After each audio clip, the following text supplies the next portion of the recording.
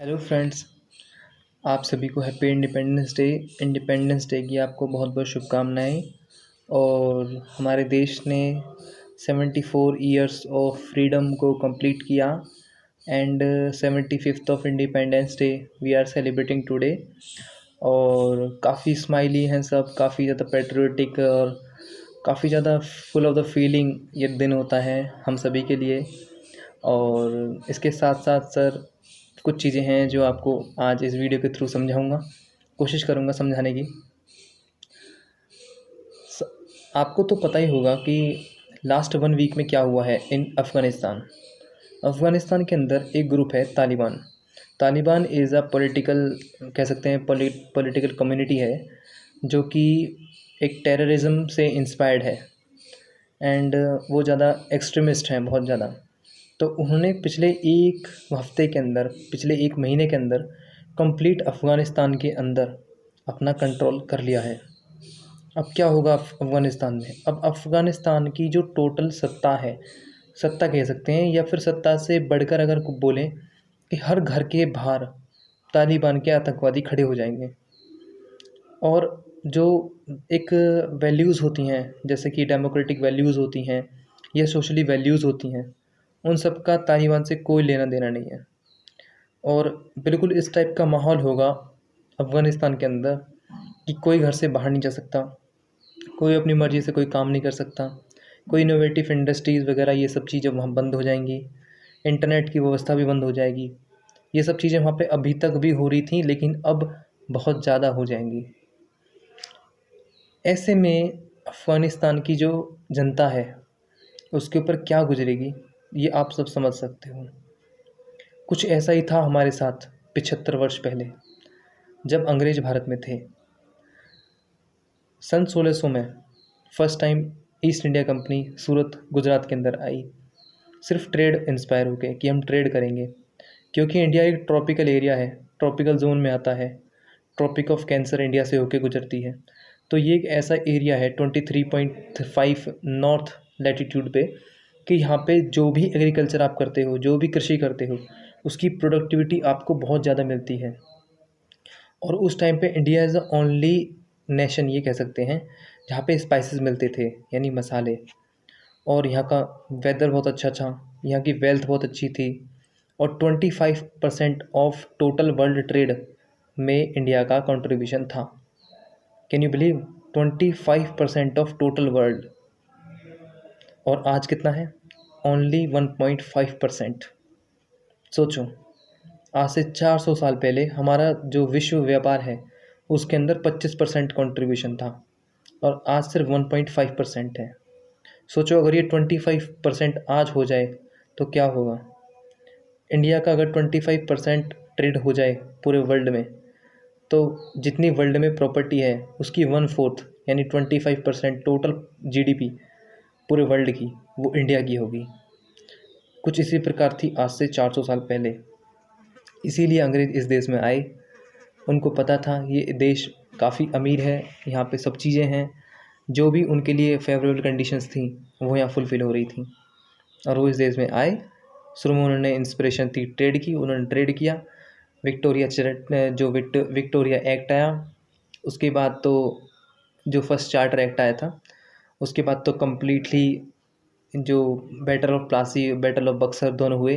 आप अच्छे से जानते होंगे इन सब चीज़ों के बारे में, इतिहास के बारे में। तो बैटल ऑफ प्लासी और बैटल ऑफ बक्सर दोनों होने के बाद जो जो प्लासी थी, जो बंगाल था, उसके ऊपर कंट्रोल हो गया अंग्रेज़ों का। फिर धीरे धीरे उनका एग्जाम्पशन, जो विस्तारवादी नीति थी वो बढ़ दी गई और धीरे धीरे इंडिया के जो छोटी छोटी जितनी भी टेरिटरीज थी उन सब पे ब्रिटिशर्स का कंट्रोल बढ़ता गया। 1857 में फर्स्ट रिवॉल्ट हुआ। जब रिवॉल्ट हुआ तो उस टाइम पे अंग्रेज़ी सरकार को काफ़ी हर्ट हुआ कि जिस नेशन को हम ये सोच रहे थे कि यहाँ के लोग कुछ नहीं जानते और कभी क्रांति नहीं कर सकते, उन लोगों ने 1857 में यानी 1857 में क्रांति की, जो मेरठ से शुरू हुई।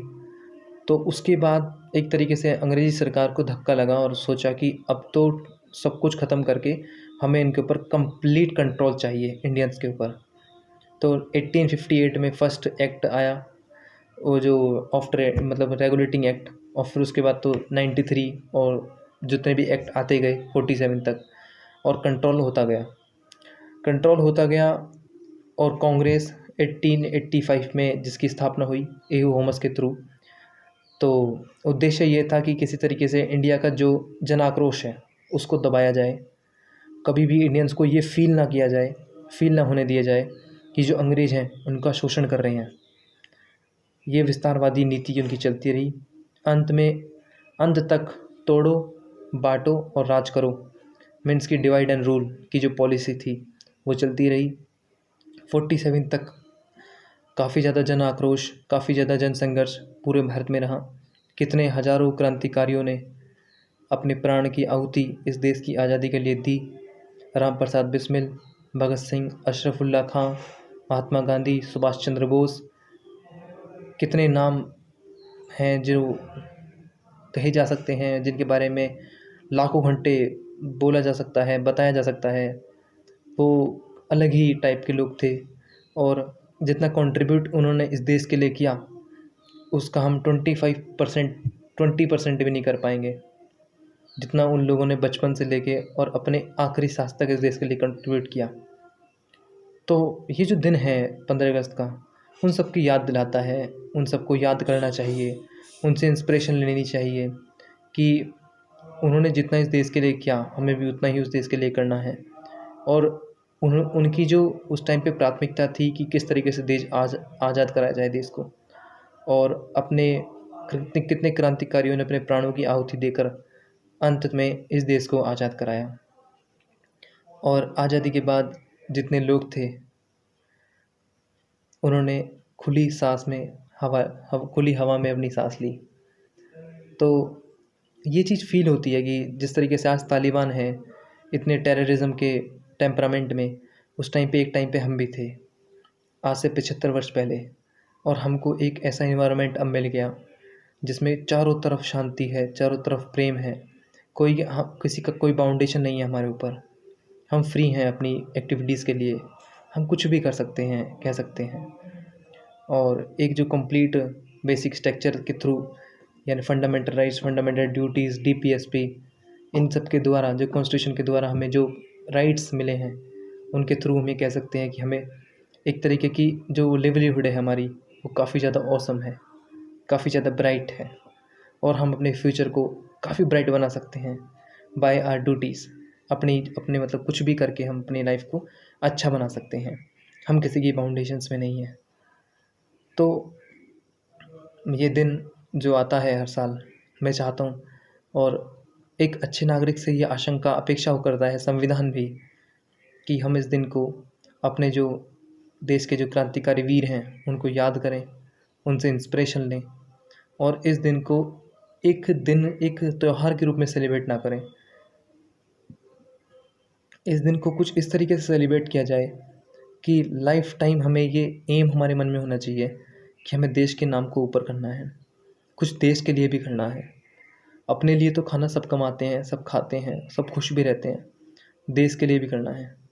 आज हज़ारों बीमारियां, हज़ारों तरीके की स्विंडल्स, विडंबनाएं इस देश के अंदर हैं। हम कुछ भी ऐसा करके उनको कम कर सकते हैं। जैसे अगर आप कहीं पे भी किसी बीमार को देखते हो तो आपकी ड्यूटी होनी चाहिए कि आप उसके थोड़ा इलाज करा सको तो इलाज कराओ। कोई खाना नहीं खाया किसी ने तो आपकी कोशिश होनी चाहिए मैं खाना खिला सकूं। कहीं पे गौ माता अगर कहीं आपको मिलती है तो उनकी सेवा करनी चाहिए। या नॉट ओनली गौ माता, जो भी जीव जंतु हैं, आप देखते हो रोड के किनारे कितने जीव जंतु हैं, आप उन सब की सेवा कीजिए। जो भी आपसे बन सकता है, मैं नहीं कह रहा कि एक पर्सनली पर्टिकुलरली आप ये काम कीजिए। मैं कहता हूँ कि अगर आप कुछ भी कर सकते हैं, इवन अगर आप छोटे से छोटा किसी की हेल्प कर सकते हैं, किसी गरीब बच्चे को बिस्किट का पैकेट भी दे सकते हैं, तो वो भी कीजिए। कुछ ना कुछ करते रहिए इस देश के लिए। इस देश का जो ऋण है उसको हम कभी नहीं उतार सकते। जो खुली हवा में जो सांस लेने की जो फीलिंग है उसको हम एक्सप्लेन नहीं कर सकते। इन वैल्यूज़ को हम लिख नहीं सकते, इनको बता नहीं सकते, क्योंकि इनका कोई प्राइस नहीं है। This are the priceless values. इनका कोई प्राइस आप पे नहीं कर सकते। इस प्राइस का सिर्फ एक ही पेमेंट है, वो है सर्विस टू योर नेशन। अगर आप कुछ भी अच्छा कर सकते हो देश के लिए तो वो कीजिए। और फंडामेंटल ड्यूटीज़ भी हमें यही बताती हैं कि आपको साइंटिफिकली, एनालिटिकली इस देश के लिए कुछ ना कुछ करता रहना चाहिए। तो आप, अगर आप पढ़ते भी अच्छे हैं तो आप पढ़ते रहिए, इस देश के लिए कंट्रीब्यूट करते रहिए।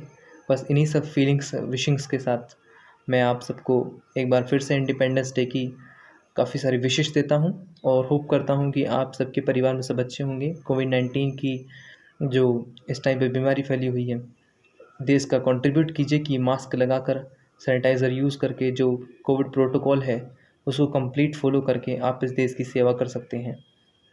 बाकी तो happy independence day and be smile, be happy and be patriotic by the heart, by the bottom of your heart. Thank you so much.